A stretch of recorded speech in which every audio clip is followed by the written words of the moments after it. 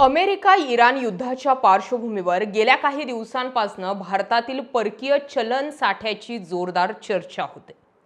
एकीकडे रुपयाची होत असलेली घसरण आणि दुसरीकडे परकीय गंगाजळीचा ठणठणाट, या एकाच नाण्याच्या दोन बाजू म्हटल्या जातात। भारतीय अर्थव्यवस्था आणि देशाच्या परकीय चलन साठ्याबाबत आंतरराष्ट्रीय स्तरावर सध्या एका मोठ्या दाव्यानं वादळ निर्माण झालं।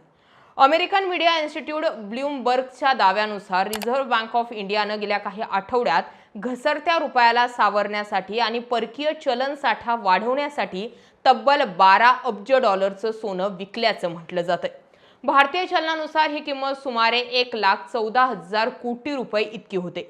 मात्र केंद्र सरकार आणि आरबीआय या दोघांनी हे दावे पूर्णपणे फेटाळून लावत ही बातमी फेक असल्याचं म्हटलंय। या संपूर्ण प्रकरणामागे नेमका काय वाद आहे, आरबीआयची बाजू नेमकी काय आहे आणि भारतातील परकीय चलनाचा साठा खरोखरच धोक्यात आहे का, यावर बोलणं गरजेचं आहे आणि तुम्हालाही हा व्हिडिओ शेवटपर्यंत पाहणं गरजेचं आहे। ब्लूमबर्गचा नेमका दावा काय, तर ब्लूमबर्गच्या अहवालानुसार भारताच्या केंद्र सरकारनं अलीकडे सोन्यावरील आयात शुल्क वाढवलं होतं।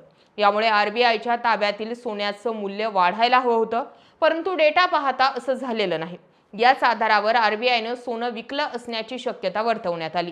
सोनं विकून मिळालेल्या पैशातून आरबीआयने बाजारातून 7.5 अब्ज डॉलरचं परकीय चलन खरेदी केल्याचा दावा या अहवालात केला। अमेरिका इराण युद्धामुळे स्ट्रेट ऑफ हॉर्मोन्स बंद झाल्यामुळे कच्च्या तेलाच्या किमती वाढल्या।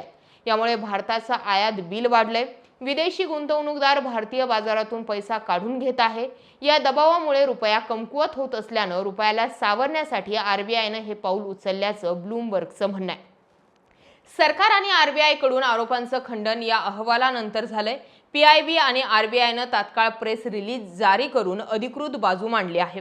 आरबीआयने स्पष्ट केलंय की भारताचा सोन्याचा प्रत्यक्ष साठा 880.52 टन इतका असून त्यात कोणताही बदल झालेला नाही। सोनं विक्रीची कोणतीही प्रक्रिया झालेली नाही। पीआयबीने एक्सवर माहिती दिली आहे की भारताच्या एकूण परकीय चलन साठ्यामध्ये सोन्याची भागीदारी सप्टेंबर 2025 अखेर 13.92% होती, जे 31 मार्च 2026 पर्यंत 16.70% झाली आणि 22 मे 2026 पर्यंत ती आणखी वाढून 16.85% वर पोहोचली। आरबीआय आपल्या मंथली बुलेटिनमध्ये सोन्याच्या साठ्याची माहिती दरमहा जाहीर करतं, त्यामुळे देशाची दिशाभूल करण्याचा प्रश्नच येत नसल्याचं बँकेनं म्हटलंय। ब्लूमबर्गच्या दाव्यानं जरी सोनं विक्रीचा दावा केला असला तरी त्यांनी उपस्थित केलेल्या भारताच्या अर्थव्यवस्थेसमोरील आव्हानं नाकारता येण्यासारखी नाहीत। जागतिक पातळीवरील युद्धांमुळे कच्च्या तेलाच्या किमती वाढल्या आहेत। डॉलरच्या तुलनेत रुपयाची सातत्यानं घसरण होते।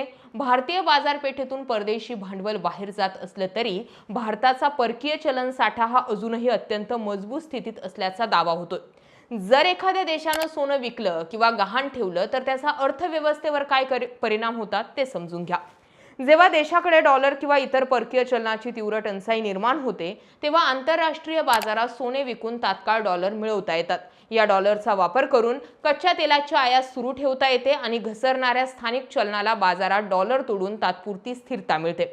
दुसरीकडे सोनं विकल्यानं आंतरराष्ट्रीय स्तरावर देशाच्या पतमानांकन म्हणजेच क्रेडिट रेटिंग आणि विश्वासार्हतेला मोठा तडा जातो। देशाची आर्थिक स्थिती ढासळली आहे असा मेसेज जागतिक बाजारात जातो, ज्यामुळे विदेशी गुंतवणूकदार अधिक वेगाने देशाबाहेर पळ काढतात। म्हणूनच अत्यंत टोकाची परिस्थिती असल्याशिवाय कोणतीही मध्यवर्ती बँक सोने विकण्याचा निर्णय घेत नाही। एकूणच भारताचा सोन्याचा साठा 880.52 टनवर सुरक्षित असल्याचा दावा आरबीआयनं केलाय। जागतिक युद्धाची परिस्थिती, वाढते तेलाचे दर आणि रुपयावरील ताण या गोष्टी रिझर्व्ह बँकेवर दबाव निर्माण करत असल्या तरी देशातील सोन्याचा साठा विकण्या इतकी परिस्थिती बिकट नसल्याचा दावा सरकार करतंय। भारतीय अर्थव्यवस्था सध्या आव्हानांचा सामना करत असली तरी ती पूर्णपणे सुरक्षित आणि स्थिर स्थितीत आहे, हे सरकारचं म्हणणं आहे। युद्धाची परिस्थिती अजूनही कायम आहे। इराण युद्ध थांबवण्याबाबत राष्ट्राध्यक्ष ट्रम्प यांच्यावर अमेरिकेत मोठा दबाव वाढतोय, परंतु असं असलं तरी ट्रम्प काही ऐकायला तयार नाहीत।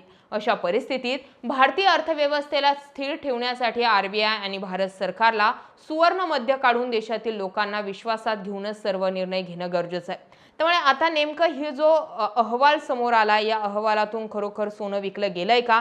आणि जर सोनं विकलं गेलंय तर मग आपला भारत देश एका आर्थिक संकटाचा सामना करणार आहे का? आणि पुढे जाऊन याचे आणखी दूषित परिणाम दिसून येणार आहे का?